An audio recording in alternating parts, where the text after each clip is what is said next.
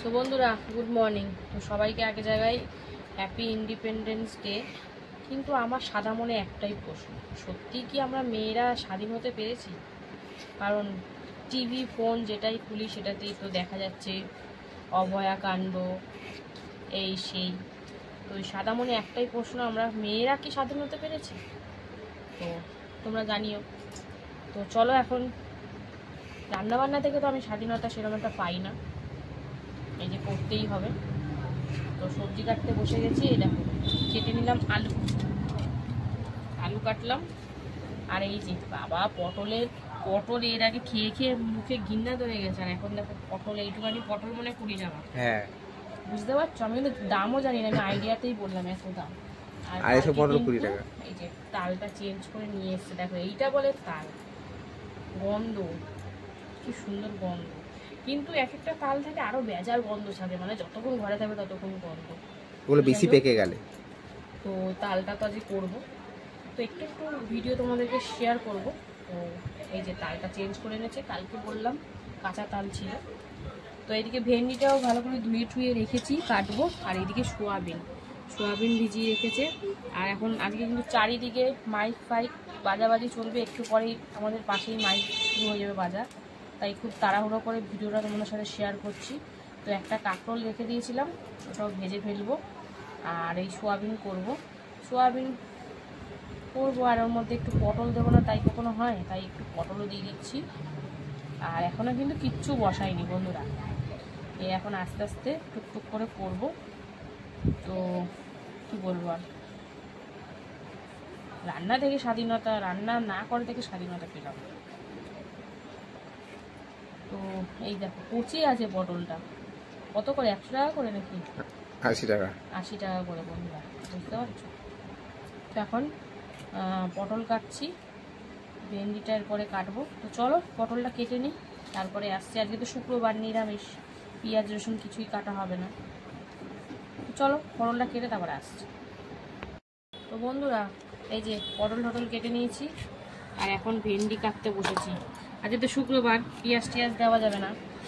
তো দেখি শুধুই ভেন্ডি ভাজি না আলু দিই, কী করি এখনও ঠিক করে উঠতে পারিনি।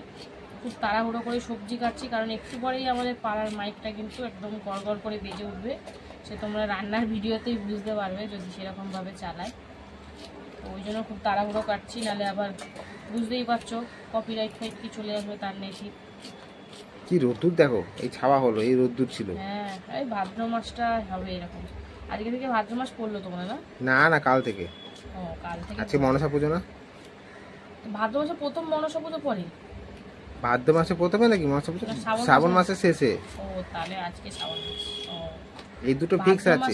ভাদ্র মাসের শেষে বিশ্বকর্মা পুজো, ও, আর শ্রাবণ মাসের শেষে মনসা পুজো। শ্রাবণ মাস শেষ, কিন্তু এই ভাদ্রটাও এরকমই চলবে। এই রোদ, এই বৃষ্টি, পচা গরম।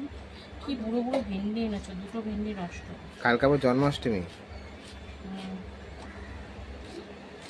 তো বন্ধুরা চলো, আর কি বলবো, সবজি কাটা প্রায় শেষের দিকে চলে এসেছি, আর সেরকম কিছু কাটাকুটি নেই। টুকিটাকি আদা ফাদা এসব কাটবো। তো চলো একবারে সরাসরি রান্নায় চলে যাব। আজকে তো শুক্রবার, সিম্পল রান্না বান্না, মানে বেশি পেঁয়াজ রসুন নিরামিষ রান্না বান্না, পেঁয়াজ রসুন ছাড়া।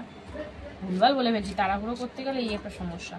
তো চলো ভেন্ডিটা কেটে একবার সরাসরি রান্নায় যাচ্ছি, সঙ্গে থাকো বন্ধুরা। রান্না তো বসিয়ে দিলাম, এদিকে কিন্তু বসিয়ে দিয়েছি পেঁপে সেদ্ধ, আর এদিকে দেখো ভাত বসিয়ে দিচ্ছি। ভাতটা প্রায় ফুটেই গেছে, এবার বন্ধ করে রাখবো।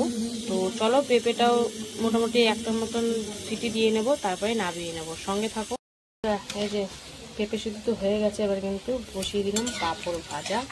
আজকেও কিন্তু সেরকম 3 রকমের পাঁপড় আছে, একটা কালারিং, একটা চাকা, আর রয়েছে ওই সে পাঁপড়গুলো, হলুদ পাঁপড়গুলো। তো চলো পাঁপড়টা ভেজে নিই, তারপরে পাঁপড় ভাজা তো কমপ্লিট। এই দেখো সুন্দর করে 3 রকমের পাঁপড় ভেজে নিয়েছি, কালারিংও আছে। আর এই যে তার সাথে কিন্তু এখন ভাজা চলছে লবণ হলুদ দিয়ে কাঁকরোল ভাজা। তো চলো কাঁকরোলটা ভেজে নিই, তারপরে আসি।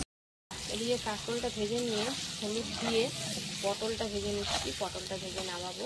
তো হালকা লাল লাল করে ভেজে নেবো, পটলের তরকারি হবে। তো চলো পটলটা দিকে হলুদ দিয়ে ভাজা চলছে।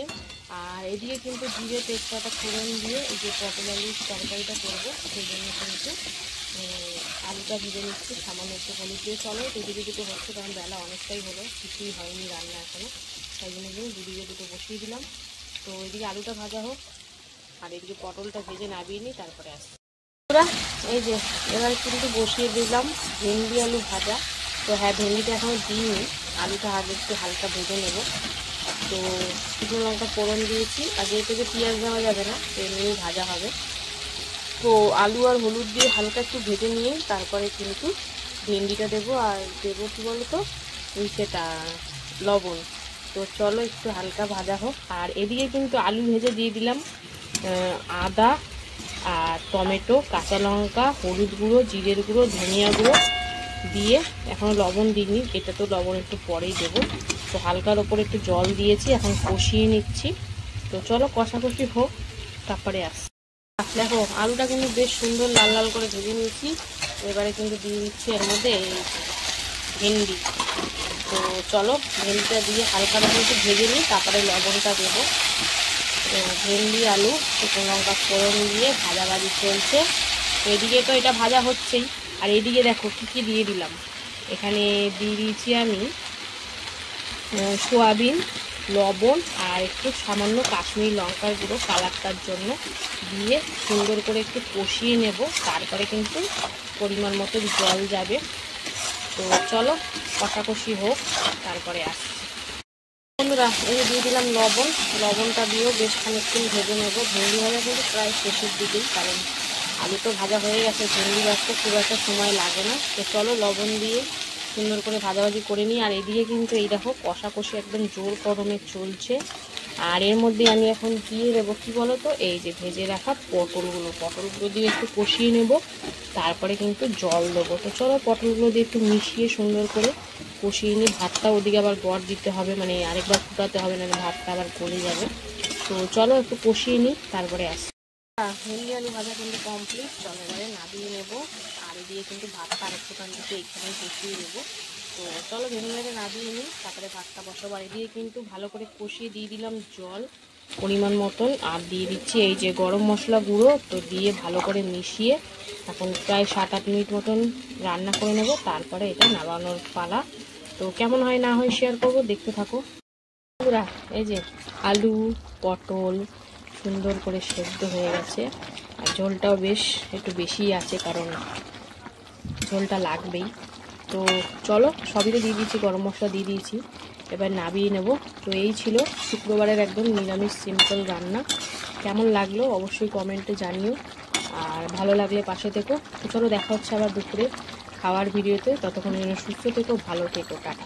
হ্যালো বন্ধুরা, শুভ দুপুর। তো প্রতিদিনকার ন্যায় দুপুরের খাবার নিয়ে চলে এসেছি। তো আজকে হচ্ছে শুক্রবার, তো চলো মেনুতে আজকে কি কি আছে প্রথমে তোমাদের সেটা বলে দিই। তো আজকে তো শুক্রবারে মানে হচ্ছে একদম নিরামিষ। তো দেখো থালি সুন্দর করে সাজিয়ে নিয়েছি। এখানে রয়েছে ভাত, নিয়েছি এক টুকরো পাতিলেবু, রয়েছে গোল গোল করে কাঁকরোল ভাজা, রয়েছে ভেন্ডি আলু ভাজা, পেঁপে সেদ্ধ, আলু পটল সোয়াবিন দিয়ে একটা তরকারি আর পাঁপড় ভাজা। তো বুঝতেই পারছো, চলো এবারে প্রথমে কি করব, প্রথমে তরকারি বাড়িটা সরিয়ে দিয়ে আগে কিন্তু পেঁপেটা খেয়ে নেবো। কামড়ে কামড়ে খেয়ে নিলাম, কারণ অনেক কিছু রয়েছে। তো পেঁপেটা চলো কামড়ে কামড়ে খেয়ে নিই। পেঁপে খাওয়া কমপ্লিট সেদ্ধ। তারপরে এবারে কিন্তু ভেন্ডি আলু ভাজা দিয়ে খাবো। ভেন্ডি আলু ভাজা দিয়ে সুন্দর করে মেখে নিয়ে আর কাঁকরোল ভাজা কামড়ে কামড়ে খেয়ে নিচ্ছি।